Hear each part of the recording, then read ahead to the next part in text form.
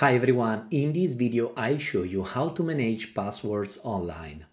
There are a lot of websites where you have to create a new account, sign up, define your username and then password. The most of people reuse the same password for multiple accounts, which is not really a best practice in terms of security.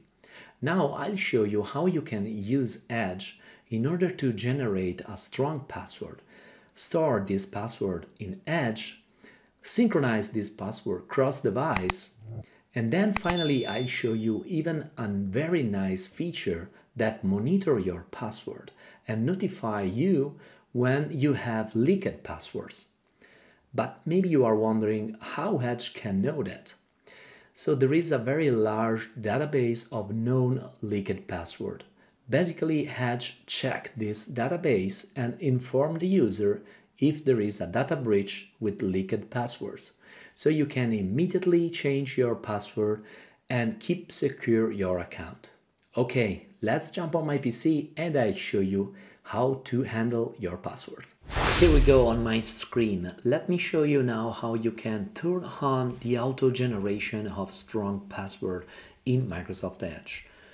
So I'm going now in the top right corner and I'm going to click in the ellipsis icon, settings and more. From here I'm going to open settings and now a new tab show up, and from here what I can do is just go over passwords. There we go. This is the section that I want to activate, suggest strong passwords. As you can see now is inactive. Now, if I want to turn on this useful functionality, I have to turn on password sync and offer to save passwords, both set to on. Now, to synchronize password, of course, you need to sign up with a Microsoft or a work account in Microsoft Edge. Now, let's do this step. I'm going now in the top right corner and here I can click on the icon of my profile. Here there is the button Sign In.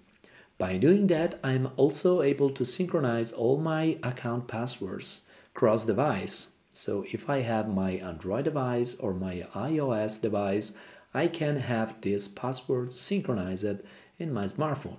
So I'm going now to click on Sign In and then I'm going to select my account, which is in this case a work account.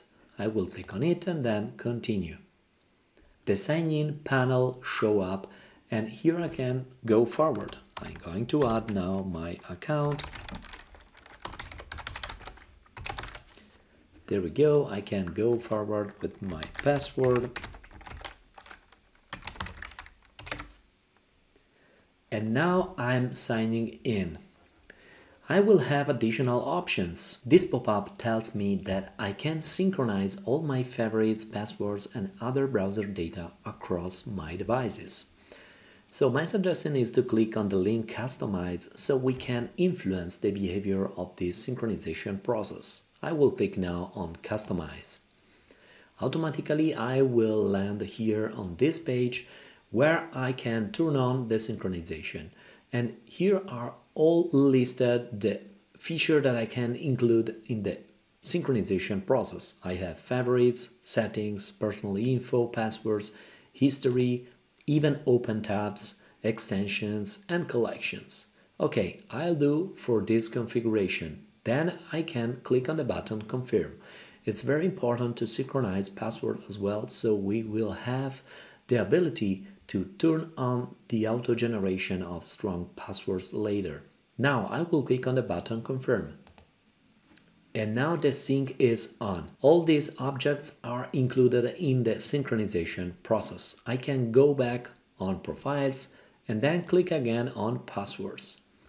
As you can see now, we have Suggest Strong Password already enabled because I turned on the synchronization and I have Show Password, Show Reveal Password button in password fields. Now all is properly set up. I can click here on the plus button to open another tab of the browser. I can jump on Facebook, for example, because I want to sign up. I want to create a new account, so I will click on the proper button And now I have to provide my name. So I will add mainly just some fake data. And then here in new password, automatically now I have this pop-up that show up. And here I have this password auto-generated by Microsoft Edge, which is pretty cool. I don't need to think about my password. This is automatically generated. So if I don't like this one for any kind of reason, I can click on the button refresh, and again I have a new password generated by Edge.